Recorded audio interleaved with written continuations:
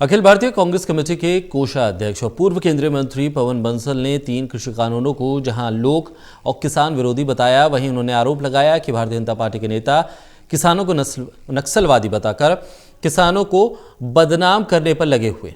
उन्होंने आरोप लगाया कि इन कृषि कानूनों से किसान अपनी जमीन पर ही बंधुआ मजदूर बन जाएंगे। उन्होंने आरोप लगाया कि 2-3 घरानों को छोड़कर किसी को भी इन 3 कृषि कानूनों से फायदा होने वाला नहीं है। कांग्रेस किस आधार पर आरोप लगा रही है कि कृषि कानूनों से किसान अपनी जमीन पर ही बंधुआ मजदूर बन जाएंगे? इस बारे में बातचीत की हमारे संवाददाता अनिल कुमार ने अखिल भारतीय कांग्रेस कमेटी के कोषाध्यक्ष और पूर्व केंद्रीय मंत्री पवन बंसल से।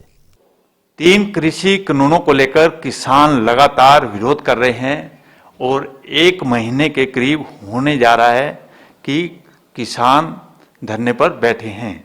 यहाँ तक कि उन्होंने उपवास रखना शुरू कर दिया है।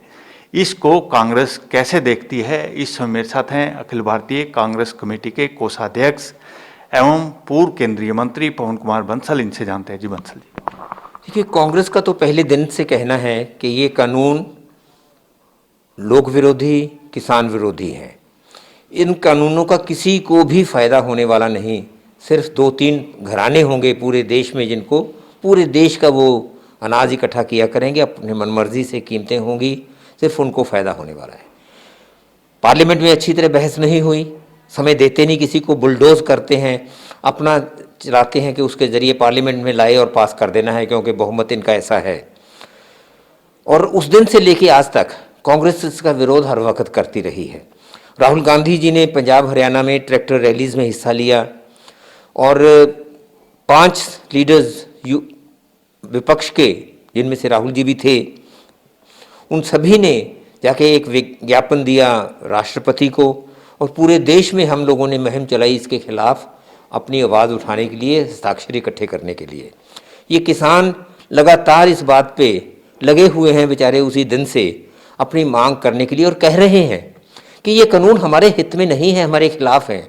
और सरकार बज़िद है ये कहने के लिए नहीं कि आप में तो सोच शक्ति नहीं, आप नहीं समझ सकते इसमें आपके लिए क्या है, हम तो ये कानून आपके लिए हमने बना दिया। और लिख के देने को तैयार हैं कि एमएसपी नहीं होगी, तो फिर कानून में क्यों नहीं डाल देते, ये कानून ख़त्म क्यों नहीं कर देते? आज के दिन भी इन कानून के बिना भी अगर कोई खरीदना चाहता है तो उसको है मौका। अब तो इन्होंने दूसरी प्रणाली को कमज़ोर करने के लिए, मंडियों को कमज़ोर करने के लिए, ताकि सब लोग इनके साथ सीधा करार करें और वहाँ उलझा लें किसानों को। आज के दिन शायद इनको अच्छा किसी को कुछ थोड़ा दे दें, लेकिन समय के साथ किसान, मैंने जो कई बार बात कही है कि अपनी ज़मीन पे ही बंधुआ मजदूर बन जाएंगे, उसके अलावा कुछ नहीं रहेंगे। इस कारण वो इस पे आज की इस बड़ी इतनी ज़बरदस्त सर्दी में भी बच्चे, नौजवान, महिलाएं, बुजुर्ग औरतें, वृद्ध पुरुष सब वहाँ इकट्ठे हुए हैं। 12-12, 15-15 किलोमीटर की बॉर्डर्स पे ट्रैक्टरों के साथ उनके इतना बड़ा जैम, लाइनें लगी पड़ी हैं वहाँ। वो किसी कारण ही इतना संघर्ष करने लगे हुए हैं, लेकिन ये सुनने में नहीं आ रहे।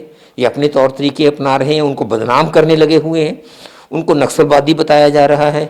और ये भी साथ साथ कहा जाता है कि ये तो पाकिस्तान की सपोर्ट है, पाकिस्तानी है। तो आप जब कहते हो कि हम इनसे बात करना चाहते हैं, बात आप किससे करना चाह रहे हो?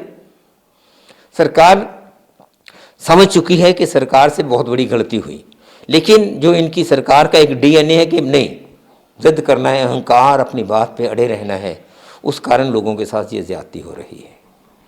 बंसल साहब, जिस तरह प्रधानमंत्री नरेंद्र मोदी गुरुद्वारा होकर आए हैं, गुरुद्वारे के बाद किसानों ने कहा कि हमें एक उम्मीद हुई है कि जल्दी इसका निपटारा हो जाएगा। देखिए, धार्मिक स्थलों पे जाना तो मैं एक निजी मसला मानता हूँ।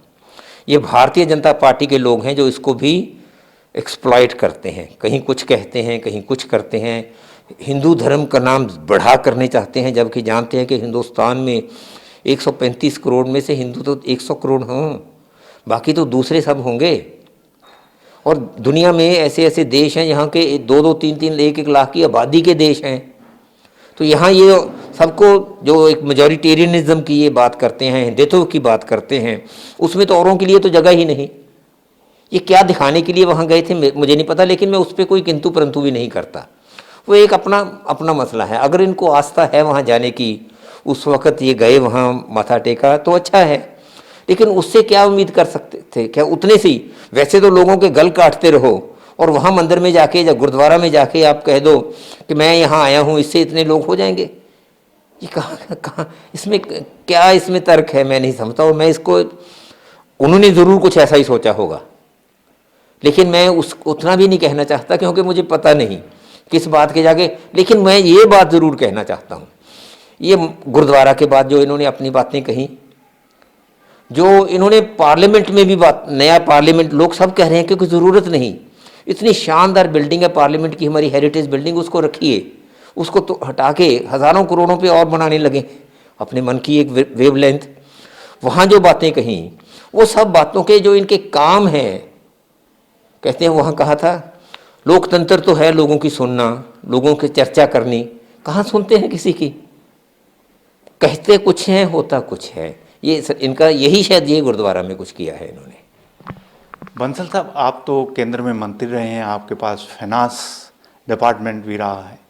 अब केंद्र की मोदी सरकार कह रही है कि किसानों की बात हम सुनने के लिए तैयार हैं, एमएसपी भी जारी रहेगी, तो अब पेच कहाँ फंसा हुआ है और कैसे हल हो सकता है? एमएसपी जारी रहेगी ये कहते हैं, तो उसको कहें ये कानून में हम ये डाल रहे हैं, ये नया कानून बना के उसमें कहें, लेकिन ये बातें तो किसानों से करके करेंगे ना, मैं भी नहीं कह सकता। एक तरीका ये था जो कांग्रेस ने बल्कि यूपीए ने अपनाया था कि लॉ मेकिंग में भी सिविल सोसाइटी को इन्वॉल्व करना। लोकपाल कैसे बनाया जा रहा था, कितने कितने बड़े उस पर संघर्ष हुए, क्या कुछ इन्होंने किया। इन्हीं सिसोदिया के साथ, इन्हीं केजरीवाल, इन लोगों को, ये साथ बैठते थे इनके लोग वहाँ कानून बनाने के लिए, अपने अपना ड्राफ्ट दे रहे थे। इन्होंने तो जिनके लिए ज़रूरी है, जिनके लिए कानून बना रहे हैं किसानों के लिए, उनसे भी परवाह नहीं की। जितने किसान एमपीज़ हैं उन्हीं से बुलाते, किसी को सुना ही नहीं, अपने मन की आई और कर दी। ये था इनका था। ये थे मेरे साथ अखिल भारतीय कांग्रेस कमेटी के कोषाध्यक्ष एवं पूर्व केंद्रीय मंत्री पवन कुमार बंसल। इन्होंने कहा है कि सरकार किसी मुद्दे पर भी सुनने के लिए तैयार नहीं है, जिसकी वजह से आज किसान सड़कों पर धरना कर रहे हैं। Anil Kumar, total news, Chandigarh.